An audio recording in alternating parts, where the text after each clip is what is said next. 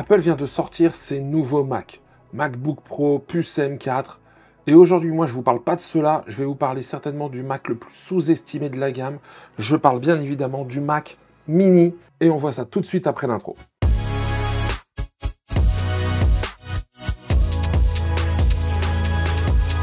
Bonjour et bienvenue sur la chaîne Les Tests de Cyril. Ici, on parle de tech, audio, photo, vidéo, d'Apple aussi. Pour ceux qui ne le savent pas, quand la lumière est bleue, eh bien, on parle d'Apple. Donc ça, c'est le petit clin d'œil et puis ça vous permet de vous repérer. Pour ceux qui ne connaîtraient pas la chaîne, eh bien, je vous souhaite la bienvenue. Pensez déjà directement à activer la cloche, à vous abonner, etc. Si vous aimez le contenu Apple, bah, il va y en avoir encore à venir. Il y en a déjà du passé. Et pour les fidèles, ceux qui sont là depuis un petit moment, qui suivent, qui me font le plaisir de s'être abonnés, eh bien, bonjour à tout le monde. Ça me fait plaisir de vous retrouver. Et aujourd'hui, bah, donc, on va parler du Mac Mini. Alors déjà, form factor nouveau, etc. Donc vous allez voir, je vais être très clair, je vais pas être objectif sur tout, je vais essayer de l'être, mais je le serai certainement pas. En plus, j'ai un certain enthousiasme parce que c'est vraiment un produit que je trouve génial dans la gamme Mac, pour plein de raisons, et je vais vous détailler tout ça.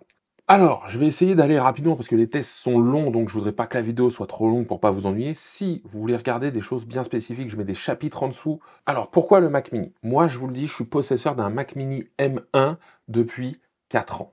Et donc, depuis 4 ans, j'en suis hyper satisfait. Pas un bug, rien, 4 ans, où lui et moi, on file le parfait amour.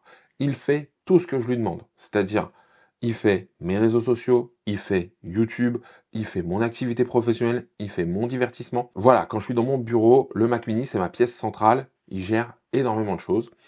Pour information, donc comme je l'ai dit, c'est une puce M1. Il a 16 Go de mémoire unifiée et 1 Tera de SSD. Voilà, vous avez cette configuration-là, on le verra un peu après. Et Apple l'avait mis à jour avec le M2, M2 Pro, ils avaient sorti. Bon, je l'avais testé, je l'avais trouvé très performant, mais pas au point de devoir changer. Là, Apple sort le Mac Mini M4. Mais en même temps d'avoir changé la puce, Apple a fait une grande chose, il y a une rupture de design. On a un nouveau design avec ce Mac Mini, je l'ai vu quand j'étais le chercher en Apple Store. Déjà, je peux vous dire, il m'a beaucoup plu. On aurait pu dire que c'est un Mac Studio Mini. Bon, il manque 2-3 éléments peut-être pour rivaliser avec le Mac Studio, mais en tout cas, c'est très intéressant. Et comme je le disais en intro, je pense que c'est le produit Apple le plus sous-estimé de la gamme. Et oui, pourquoi je vous dis ça? Parce que aujourd'hui, je vais tester la version de base, d'accord? Parce que parfois, c'est la porte d'entrée chez Apple aussi, il faut se le dire. Et donc, cette version de base, elle est à 699 €. Mais à 699 €, déjà, vous avez la toute dernière puce, la M4. Pas la plus puissante, puisqu'il y a M4 Pro et M4 Max. Mais dans l'usage quotidien, vous avez la puce M4, la plus puissante à ce jour, la dernière à jour, et en plus, qui va vous permettre de bénéficier d'Apple Intelligence quand ce sera disponible en France. Attendons, on va pas parler d'Apple Intelligence, moi je trouve qu'ils en ont fait un peu trop à mon goût pour le marché français et pour d'autres marchés, parce qu'ils nous disent avril, donc on a une date, à voir à l'usage, on va pas parler d'un truc que moi j'ai pas testé. Donc c'est la version de base, donc il y a 10 cœurs CPU, 10 cœurs GPU, 16 cœurs de Neural Engine, 16 Go de mémoire unifiée, ça c'est la grosse nouveauté aussi, c'est-à-dire que maintenant pour le prix de base, vous avez 16 Go de mémoire unifiée et non 8 Go comme avant. Et le SSD, par contre, reste un petit peu bas. J'en parlerai un petit peu plus tard dans quelle configuration peut-être s'orienter. Le SSD, lui, reste bas, 256 Go en 2024, avec la taille des applications, mais j'en parlerai plus tard. Bien évidemment, c'est un Mac Mini. Donc, dans le Mac Mini, rien n'est fourni, à part le Mac. Donc, vous avez besoin d'un écran, de clavier, de souris, d'accord, pour le faire fonctionner. C'est sûr que c'est des investissements en plus.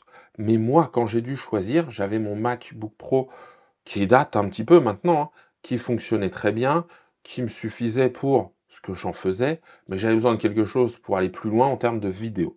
Et je vous avoue, je voulais pas repartir sur un MacBook Pro, ne serait-ce qu'en termes de tarifs. L'équivalent de ce que j'avais en termes de tarifs, j'ai avoisiné les 2000 € qu'avec le Mac Mini, je suis resté plus bas.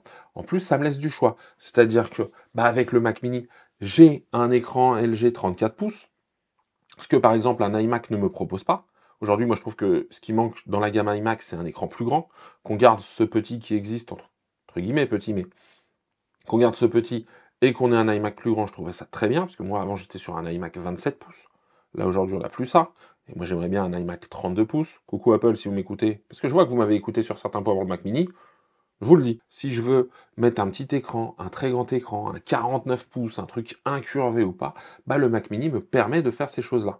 les autres me le permettent moins. Même si, bien évidemment, je peux brancher un écran externe sur un iMac ou sur un MacBook Pro. Mais le Mac Mini, dans cette gamme de prix, encore une fois, je le trouve très intéressant. Comment va se dérouler ce test? On va faire un test simple, rapide, parce que déjà, moi, je connais la machine avec le M1, donc je ne doute pas que ça va très bien fonctionner. Pourquoi je vais faire rapide aussi? Parce que l'OS, moi, je suis déjà passé avec macOS Sequoia, donc je ne vais pas avoir vraiment de grandes nouveautés à ce niveau-là.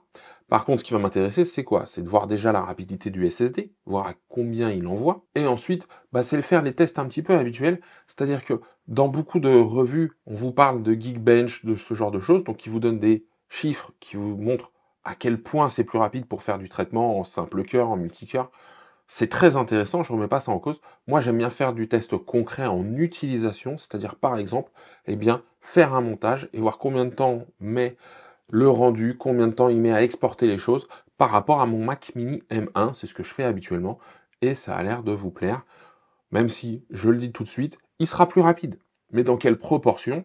Voilà, moi par exemple, j'ai un Mac M1, c'est la première fois vraiment avec cette génération que je me dis, tiens, est-ce que ce serait pas le moment de changer? Parce que du M1 au M2, du M1 au M3, j'ai pas senti, en tout cas, j'avais pas le besoin d'avoir plus de performance. Là, aujourd'hui, mon Mac Mini M1 fonctionne très bien, et je vous dirais peut-être que je vais changer, mais peut-être pas sur le Mac Mini. Mais en tout cas, celui-ci, je le dis, il vaut le détour, en tout cas en termes d'ordinateur. Maintenant, on va voir ce que ça vaut. Enfin, dernier point, spécial dédicace à la personne qui me permet de faire ces vidéos. À chaque fois, petite pensée pour cette personne. Merci encore de soutenir la chaîne. Et donc maintenant, on va passer au déballage avant de passer au test global. Alors voilà, nous voilà avec la vue du dessus, le déballage. Pareil, certains les réclament à chaque fois. J'écoute vos demandes, on déballe de cette manière-là. Petite information, en tout cas moi ça m'a fait penser à ça quand je l'ai eu. La boîte est vraiment toute petite, mais c'est normal. Le Mac Mini a réduit en taille. Alors ça me pose une question, je le dis tout de suite, c'est sur la ventilation. Je vais essayer de le pousser un peu, voir s'il déclenche les ventilateurs, quel bruit il fait, etc. Ça aussi pour moi c'est important parce que le mien ne souffle jamais. Je l'ai fait souffler il n'y a pas longtemps pour un point très précis, quelque chose que j'utilise jamais. Et voilà, je tiens à le dire, en 4 ans, il a soufflé une fois. Alors, hop, comme d'habitude, notre petite double languette. Double languette, mais costaud, hein. C'est de la languette épaisse. Allez, hop, expérience de déballage comme à chaque fois. Bon, voilà, il est vraiment mini, hein. Bon, merci, le test est terminé. Il est vraiment tout petit. On faisait un jeu de mots avec mon frère, en tout cas, c'est lui qui m'a fait le jeu de mots. Il m'a dit, c'est un Portix. Je lui fais, un quoi? Il me fait, ouais, c'est un portable avec un fixe en même temps. C'est pas faux, hein, on pourrait le mettre dans une poche de manteau. Bon, après, il faut se trimballer avec l'ordinateur complet, c'est-à-dire clavier, câble, souris et écran. Mais c'est hallucinant. Voilà, alors je prends toujours ça comme référentiel, mais vous voyez, la taille d'une main, même si elle est un peu importante, ça va, c'est pas tout petit. Expérience assez courte, hein, parce que c'est un Mac Mini, ça c'est sûr et certain. Donc hop, je le mets là, je continue à déballer, il n'y a pas grand chose d'autre que tadam, le câble d'alimentation, bien évidemment. Donc on est vraiment dans la simplification, le minimalisme à outrance avec ce Mac Mini. Petit déballage en bonne et due forme.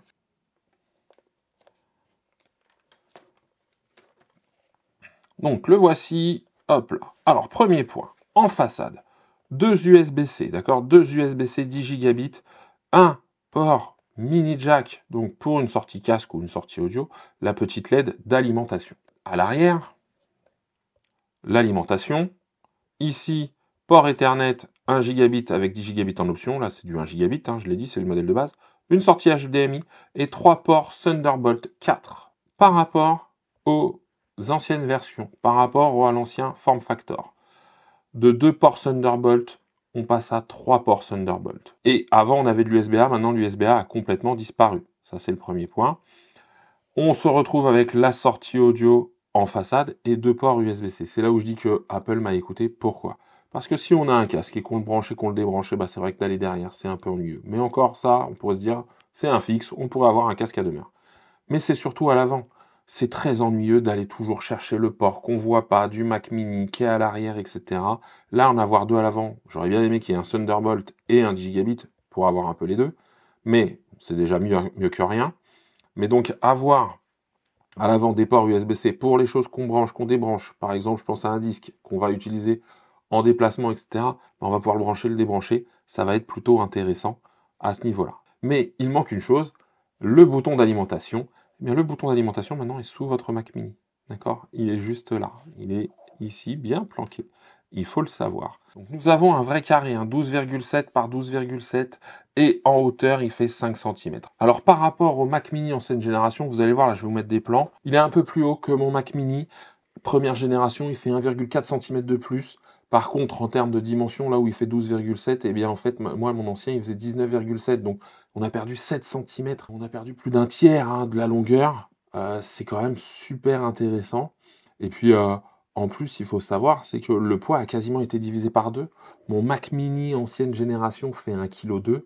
Celui-là fait 670 grammes. Pour sa version M4. En M4 Pro, il est un peu plus lourd, mais c'est quelques grammes de plus. Pareil pour la prise casque, il est indiqué qu'elle prend en charge la haute impédance. Moi, sur mon M1, il n'y avait pas cette indication-là. Donc, normalement, ils ont peut-être amélioré un peu la partie son et surtout la prise en charge de ça. Donc, je suis plutôt preneur et avec grand plaisir. En termes de protocole, eh bien, pour la partie sans fil, nous avons du Bluetooth 5.3 et du Wi-Fi 6E. Oui, on peut déplorer qu'on n'ait pas du Wi-Fi 7. Ça n'a pas l'air d'être possible aujourd'hui avec la puce M4.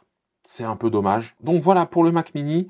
Allez, on perd pas de temps, on le met en route, on commence les tests. Donc on change de cadre. Et ouais, on change de cadre parce que là, je suis en configuration setup. Donc là, mon écran, mon petit setup habituel, vous l'avez déjà vu, je vous l'ai déjà montré. Il y aura une vidéo setup un jour. J'arrête pas d'en parler. Quand est-ce qu'elle arrivera? Mais ce qui est important, c'est ici. Là, j'ai le Mac Mini M1. Et là, hop, juste là, je pourrais pas faire la météo, le Mac Mini M4. J'ai tout mis en filaire, hein, voilà. J'ai une souris en USB-A, il a fallu trouver un petit adaptateur USB-A vers USB-C, donc pensez-y, ou sinon le Bluetooth, c'est la vie. Donc je le dis ici, hein, l'avantage c'est que mon écran a une double entrée HDMI, je vais pouvoir mettre les deux écrans l'un à côté de l'autre. Là pour l'instant, je vais me mettre sur l'autre entrée HDMI, premier allumage, ça arrive. Et nous y sommes, voilà, on est dans le cœur du réacteur, bonjour. Donc ça fonctionne, on y est. Donc je passe toute cette partie configuration, hein, pas la peine de faire trop long, et je reviens quand on peut lancer les tests. Ah yeah, donc la configuration s'est faite, ça a pris 20 minutes à peu près, hein, parce que il y a eu une mise à jour, donc ça s'est redémarré, etc. Et puis il faut tout taper au début, mais tout fonctionne. Je suis en train de télécharger les logiciels. On va commencer par le SSD, performance du SSD comparé au Mac Mini M1 que j'ai. Je rappelle, hein, c'est un 256 Go, c'est le modèle de base. Parfois chez Apple, les modèles de base donc sont un peu moins rapides que si on prend la catégorie du dessus en termes de stockage. Moi, c'est 1 Tera, donc par rapport au 256, c'est vrai qu'il allait assez vite, mais on l'a vu dans les derniers tests, si vous n'avez pas vu. J'ai testé des boîtiers SSD USB 4, compatibles Thunderbolt, en 40 gigabits par seconde, et aujourd'hui, grâce au port Thunderbolt 4 du Mac Mini M1, je vais plus vite sur des disques externes qu'en interne. C'est toujours bon à savoir. Mais là, j'espère que ce ne sera pas le cas. Et donc, j'espère qu'on va pouvoir vraiment bien avancer sur cette partie débit. Bon, allez, maintenant, j'installe tout. Et le premier test sur les SSD, il arrive pour vous maintenant. Donc, c'est bon. Donc, ici, vous avez le Mac Mini M1. Ici, le Mac Mini M4. Donc, nous avons les deux Mac Mini juste là. Allez, je lance. Mac Mini M1, Mac Mini M4. Bon, voilà, mon Mac Mini M1 a gagné sur le SSD. Je le dis à chaque fois. Ça, c'est un petit truc. Le SSD premier du nom, c'est-à-dire la configuration de base, la 256 Go, eh bien, c'est pas les SSD les plus rapides. Moi, mon Mac Mini, il a 4 ans. Je trouve pas ça logique que mon Mac Mini aille plus vite ou tout aussi vite que mon Mac Mini, le Mac Mini M4, d'accord, de 2024. Donc, si vous regardez, je vous les mets là à l'écran, hein, mais je suis en écriture à presque 3000 et un peu plus de 3000 en lecture sur le M1, et je suis à 2100 et 2700 en écriture et en lecture sur le M4. C'est rapide, c'est très rapide. Est-ce que si on prend un petit SSD à l'intérieur, encore une fois, je reviendrai dessus, et peut-être que d'autres tests sur d'autres produits seraient intéressants, mais dommage, maintenant c'est un produit entrée de gamme, à ce niveau-là, ils ne mettent pas les composants les plus rapides. Faut le savoir, c'est pour ça que ce test existe, et il y en a peu qui en parlent, moi je vous en parle. Allez, on perd pas de temps, on se met à Final Cut. Alors, je viens d'importer un fichier identique, le même fichier sur les deux Macs. Je les ai mis au même endroit, c'est-à-dire sur le disque interne. Donc maintenant, je vais ouvrir une bibliothèque complètement vierge sur chaque Mac pour Final Cut. et je vais faire, donc c'est de la 4K, je vais lui demander de me le mettre en 1080. C'est un test que je fais à chaque fois, c'est pour voir un petit peu, bah là, la puissance de calcul. Alors normalement, Final Cut tire pas mal sur le GPU plutôt que le CPU, d'accord, en fonction des logiciels que vous utilisez. Je crois par exemple, mais corrigez-moi les utilisateurs, hein, bien évidemment, mais je crois que Adobe Premiere tire plus sur le CPU, lui, et je crois que DaVinci Resolve tire plus sur le GPU, parce que voilà, ça fonctionne, en tout cas, je crois que ça fonctionne comme ça, mais je n'utilise ni l'un ni l'autre. Je sais que certains me disent, fais des tests avec DaVinci, etc. Je ne vais pas surcharger le test, faire des choses plus longues. Je pense qu'il y a des créateurs qui font ces tests-là. S'ils ne le font pas, bah, demandez-leur, surtout quand ils utilisent le logiciel, parce qu'au moins ils peuvent vous en parler. Moi, encore une fois, vous savez, sur cette chaîne, je parle de ce que je sais. Je parle jamais de produits que je n'ai pas eu, que j'ai pas pu avoir, tester, etc. Ou alors vraiment, quand c'est des produits dans la hype, etc., et qu'on sait ce que ça vaut et qu'il y a déjà eu des retours, où là, je vous le partage. Mais sinon, je préfère pas vous le dire, là, vous dire, ah bah ça va être tant de pourcents plus rapide, j'en sais rien. Donc, j'ouvre Final Cut et je lance ce premier encodage, et ensuite, on verra le transfert, même si pour le transfert, je pense que j'ai déjà un peu le gagnant, mais ça, on va le voir après. 1, 2, 3. Voilà, ça a été quasi simultané. Je vais faire un petit timelapse en même temps, ça va être sympa. Donc le M4 a pris l'avantage, hein, assez rapidement, assez nettement.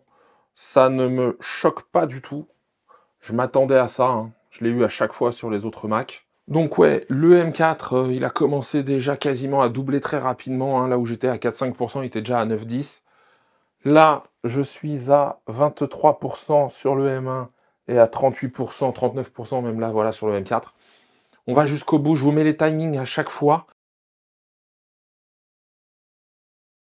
Allez, 98%, 99%, top. 6 minutes, alors aux alentours des 6 minutes, hein, en tout pour la partie M4, là où le M1 est encore à 63%. Ça s'est terminé du côté du Mac Mini M1. Je vous mettrai les temps finaux, comme ça, bah voilà, vous voyez un peu la différence de durée, c'est quand même pas mal, hein, la différence. On passe à la deuxième partie du test. Le transcodage s'est fait, on voit la différence de timing, hein, entre les deux. Le M4 a gagné, là, il y a dessus, il n'y a pas photo. Maintenant, je les exporte sur le SSD, et ça, normalement, c'est la vitesse du SSD qui le détermine, donc on va voir si mon M1 est si loin que ça. Donc voilà, là, tout est bon, on est dans le téléchargement des deux côtés, c'est parti. Le M1 s'est pas pris 3-4% direct d'entrée de jeu, donc normalement, ça devrait être plutôt identique. Restez bien parce que juste après, je fais un test là qui pousse les limites de mon M1 où il est très très long. Et j'espère que le M4 va aller plus vite et on va voir ça. Il a déjà été sur la première partie. Là, si vraiment il y a une grosse différence, c'est bon à savoir. Bon, ce que je fais, c'est que j'accélère cette partie-là. Je vous mets le timing à la fin.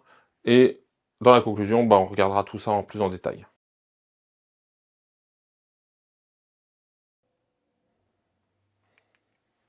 Top, terminé pour le M4. Top, terminé pour le M1.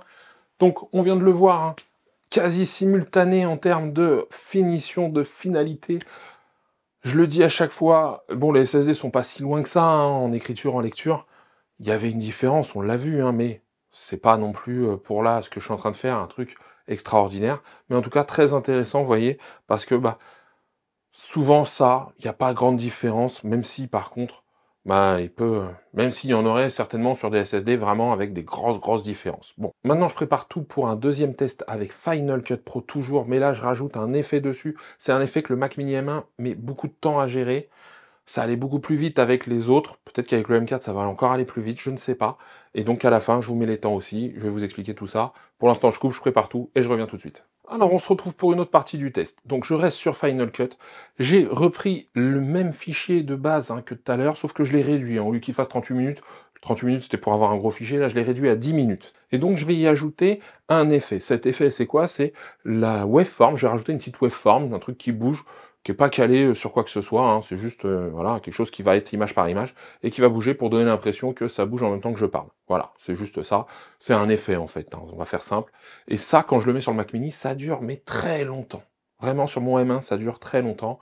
Et à chaque fois que j'ai eu des Macs un peu plus performants, c'était plus rapide. Donc là, avec le M4, bah, c'est bon de savoir quel temps je pourrais gagner. Ça, je l'utilise pour mon podcast sur l'immobilier, où eh bien, je rajoute ça parce que c'est une image fixe. Je faisais pas encore un podcast vidéo, je me demande si je vais pas y passer. Et donc, bah, je le rajoute pour donner un peu de, on va dire, de mouvement dans l'image fixe. Voilà, on va appeler ça comme ça. Donc, je le prends, je le tire. Alors, il y a toujours un petit décalage, mais ça va être de quelques secondes. Vous allez voir que normalement, après, ça ira encore beaucoup plus vite. Donc on va regarder ça. Mais ce petit décalage de quelques secondes au début, à la fin, normalement, je me fais balayer sur le M1 sans problème.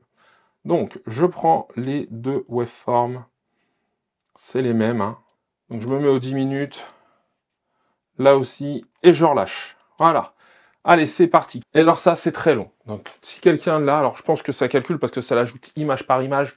Donc forcément, c'est un gros calcul. J'enregistre la barre de progression, je le mets en accéléré. Vous aurez vraiment toutes les informations qu'il vous faut par rapport à ça. Bon, bah déjà, hein, alors le M4 est à 4%, le M1 est à 2%. Donc déjà, vous voyez que c'est très long, hein, parce que 4% tout à l'heure, on y était, j'ai eu à peine le temps de me retourner. Donc cet effet, vraiment, il est très long, il est très dur pour le Mac à gérer, en tout cas pour Final Cut, et c'est ce que je fais parfois. Moi, là, je coupe la caméra. Là, j'ai le timer, et il enregistre, donc je vous le mets. Et donc, on regarde tout ça à la fin, et on voit ce que ça donne. Allez, on se retrouve une fois que c'est fini. Et après, il y aura encore quelques informations sur ce Mac Mini, et bien sûr, une conclusion dessus, avec quelques conseils sur la configuration, sur le choix, sur ce qui est intéressant peut-être de voir avec ce produit, qui, je le rappelle, pour moi, est un, si ce n'est le produit le plus sous-estimé de la gamme Apple.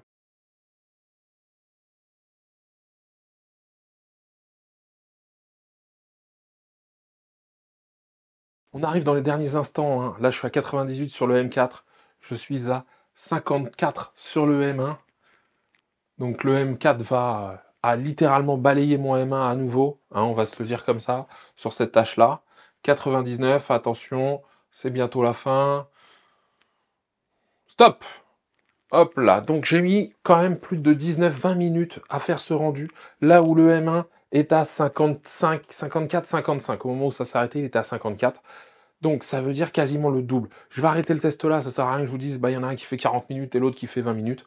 D'accord? Vous avez compris à peu près le truc. Et donc ça veut dire quoi? Ça veut dire que pour certaines tâches bien spécifiques, eh bien oui, avoir la dernière puce, ça aide. Moi là, c'est un M4 face à un M1. Bon bah il faut le dire, hein, maintenant on a 3 générations de plus. Forcément, ça joue. Je suis même pas sur un Pro, je suis même pas sur un Max. Donc j'ose même pas imaginer ce qu'il aurait mis un M4 Max par rapport à ça. Encore une fois, par contre, faut pas se dire que le M4 Max va aller 3 fois plus vite. 3 fois plus vite que le M4. C'est pas censé fonctionner comme ça. Et encore une fois, ça dépend aussi des tâches que vous allez faire. Mais c'est sûr et certain que moi, ça fait 4 ans, et ça, j'en parlerai dans la conclusion, mais on peut se poser la question, est-ce que je dois changer ou pas? Et là, c'est plutôt les besoins qu'on va regarder, mais ça, je vous en parle tout de suite après. Avant de se remettre en position assise et d'aller sur le débrief, etc., je vais essayer une chose, parce que je l'ai entendu rapidement, et je me dis, tiens, peut-être un truc à écouter, c'est le haut-parleur. Et ouais, le haut-parleur, eh ben, j'ai l'impression qu'il est meilleur sur le M4, en tout cas, c'est cette impression que j'ai eue, donc je vais faire un petit test. Alors, je vais choisir une source. Je ne sais pas si vous allez entendre la différence. Là, je l'ai entendu direct. Les deux haut-parleurs sont mis au maximum, d'accord? Donc, pour juste voir lequel envoie, quel son est le plus clair, etc. Et là, je vais encore une fois en avoir la démonstration. J'espère que vous allez l'entendre. Là, je lance sur le Mac Mini M1. Donc, le voici. Voici l'emballage. L'emballage fait très premium, hein, un petit carton, voilà. Mais en tout cas, c'est très propre. Je lance maintenant sur le Mac Mini M4. Donc, le voici, voici l'emballage. L'emballage fait très premium, hein, un petit carton, voilà, mais en tout cas, c'est très propre. Bon, ça s'entend tout de suite. Hein. Le haut-parleur du M4 est bien plus présent, a bien plus de puissance que le haut-parleur du M1. On a un plus petit boîtier, ils ont dû repenser les choses, mais en tout cas, j'ai vraiment constaté une différence dans la puissance, dans la clarté. Autant j'utilise jamais le haut-parleur du Mac Mini M1, vraiment jamais. Je fais des trucs au casque, etc. Je le trouve pas assez bon pour ça. Autant le M4, je le ferai pas non plus. Hein. Je continuerai à écouter au casque, etc. Mais il peut dépanner. Voilà. Il est pas extraordinaire, on est bien d'accord, mais il peut dépanner. C'est un truc qui m'a sauté aux yeux et dont je vois rarement parler. Donc, voilà, je voulais vous partager tant qu'on était debout et que j'avais le micro et que tout était un peu plus près de moi. Ça pouvait être intéressant de le partager. Mais haut-parleur amélioré sur le M4 par rapport au M1, ça c'est peut-être la forme du Mac Mini qui fait que ça a été amélioré. Allez, on se réinstalle, j'ai encore 2-3 choses à vous dire et on conclut. Alors, juste avant de conclure, il y a une autre chose que j'ai testée, c'est l'entrée casque. Il y a marqué casque à haute impédance. Alors moi, c'est pas une très haute impédance. Mon casque, mon DT770 Pro, il est en 80 ohms. Franchement, j'ai testé les deux l'un à côté de l'autre, que ce soit mon ancien M1 où il n'y a pas cette indication et le M4. j'ai pas senti de différence. Voilà, je tiens à le dire, j'ai pas senti de différence. Alors peut-être qu'il y en a une, mais moi je l'ai pas perçue, hein. Et donc ça, je préfère le dire. Maintenant, bah, on arrive à la toute fin donc, de ce test. Qu'est-ce qu'on peut dire sur ce Mac Mini M4? Alors déjà, je le dis, le form factor, j'aime énormément. J'aimais beaucoup l'ancien, mais beaucoup moins de place prise sur le bureau. Vraiment très sympa. Je n'ai pas réussi à le faire ventiler. Je lui ai mis les mêmes choses que j'avais fait pour mon M1, pour le faire ventiler, vous savez, pour entendre. Enfin, en tout cas, j'avais essayé de reproduire. J'ai pas réussi à le faire ventiler. Tout le tour est en aluminium. À l'arrière du M1, c'est du plastique. Il y a une partie ouverte, etc. Là, en plus, à l'arrière du M1, il y a une petite grille de ventilation. Là, tout est en dessous. Donc, ça, à l'usage, bah, il faut voir. Mais pour l'instant, vraiment rien à redire. Encore une fois, j'aime beaucoup ce produit chez Apple. Et je pense que c'est un des produits les plus sous-estimés, si ce n'est le produit le plus sous-estimé de la gamme. On est sur 700 €. Alors, quelle configuration prendre? Bon, 16 Go, pour moi, ça peut passer, suivant ce que vous utilisez. Moi, je suis en 16 Go de mémoire unifiée. Ça bouge pas, ça a toujours fonctionné. J'ai pas eu de lag, de petits trous, ou vraiment peut-être une ou deux fois, mais vraiment très très rare. Après, si vous faites des gros traitements en lot, de la vidéo à foison, peut-être plus que de la 4K, peut-être que vous empilez les plans, peut-être que plus de mémoire unifiée sera intéressante. 256 de SSD, ça me paraît très peu. On est sur des ordinateurs qu'on va vouloir garder peut-être plusieurs années, pas les changer. Moi, je suis à 4 ans, je pense pas encore en changer. Même si j'aime beaucoup ce M4 et que ce form factor me plaît énormément, je pense pas en changer. Donc, faut voir ça aussi sur le long terme, pour plusieurs raisons. Déjà, on a de plus en plus des bibliothèques, photos, vidéos qui grandissent, donc ça peut même être en local. Parfois, on le met sur le cloud, mais pas tout le temps, donc ça peut jouer. Ensuite, eh bien, il y a aussi les applications. On en met un petit peu plus. Il y a quelques dossiers qui traînent, quelques fichiers qui traînent. Et donc, tout ça mis bout à bout fait que 256, moi j'ai 1 Tera sur le mien et j'ai 400 Go utilisés, donc j'ai encore de la marge au bout de 4 ans.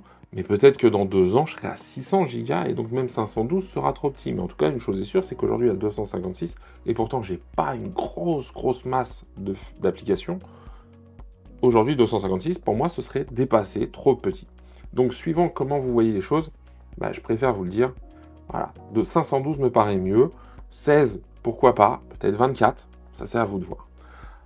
Dans le form factor, il y a un truc quand même qui est que j'arrive pas à faire, je le dis, c'est le bouton démarrage. Alors il est en dessous, c'est vrai que ça rend très esthétique la partie ici, tout autour, il est bien caché. Moi je le laisse s'allumer très souvent et en permanence quasiment, il se met en veille et puis ça roule, et puis voilà, une fois par semaine peut-être que je fais un redémarrage ou je l'éteins, mais la plupart du temps il est allumé. Mais si vous voulez appuyer en dessous, l'écart entre la table et votre Mac Mini fait que vous allez soulever légèrement le Mac Mini. C'est pas un truc qui va pas faire bouger votre Mac Mini. Ça peut paraître bête, mais voilà. Je sais aussi par exemple que certains font de l'impression 3D, font des supports et collent leur Mac Mini en dessous de leur bureau. Alors si on le colle comme ça, c'est très bien, et puis il faut juste faire attention que le support n'empêche pas d'appuyer ici. Certains le collent de ce côté comme ça. Bon, pourquoi pas, hein, c'est pas interdit, mais là, si vous êtes vraiment collé et que vous ne pouvez plus bouger votre Mac Mini, va falloir y aller vraiment avec une toute petite pince, mais moi j'ai un doigt plus épais que l'épaisseur que ça a entre la table et le dessous du Mac. Donc, je sais pas, c'est un choix, ça me dérange pas moi au quotidien, mais je préférais vous le dire. Voilà tout ce que j'avais à dire sur ce Mac Mini. Pour moi, c'est une super machine. Un très bon rapport qualité-prix pour du Apple. Là, aujourd'hui, on a quand même une connectique qui est assez intéressante. Il manque bien évidemment un port de carte SD. Je l'ai dit plus tôt, je trouverais ça génial qu'il y ait un port de carte SD. La prise en charge du Wi-Fi 7, si on en a vraiment besoin. Moi, je suis en Ethernet, donc voilà. Une chose aussi à noter, c'est qu'avec ce nouveau format de prise Thunderbolt à l'arrière, moi, je prends un exemple. Mon dock que je vous avais présenté, un dock, si on a besoin, encore une fois, de mettre un port de carte SD, plus de ports, etc., brancher plein d'écrans, même si là, avec ça, on peut déjà faire pas mal. Le câble qui était fourni où il prenait le standard, vous savez, des ports alignés et à l'horizontale, là ça marche plus, il va falloir que j'utilise 2 câbles Thunderbolt, donc pour les brancher, et plus utiliser cet adaptateur qui est un peu ancien. Donc voilà, ça aussi je le dis, si vous avez des adaptateurs où il y a des choses figées en dur et que c'est à l'horizontale, là ça marchera plus obligatoirement, surtout si vous en prenez 2 en même temps. Voilà, c'est surtout ça le plus important. Voilà, j'en ai terminé. Alors, je vais faire une deuxième vidéo certainement avec peut-être plus de tests, un retour d'expérience. Peut-être qu'elle sera plus courte, je ne pousserai peut-être pas les tests ou j'en ferai d'autres sur d'autres choses. Si vous, il y a des choses que vous voulez que je teste, à part des grosses choses qui vont prendre énormément de temps, j'en suis désolé, hein, mais moi j'ai un temps contraint aussi. Mais partagez-le moi en commentaire. Aussi, si vous avez des questions, les commentaires sont là pour ça. Et enfin, si cette vidéo vous a plu, eh bien pensez à la liker, à vous abonner et à activer la cloche. Moi, je vous donne rendez-vous très bientôt pour un nouveau test. Et d'ici là, prenez soin de vous.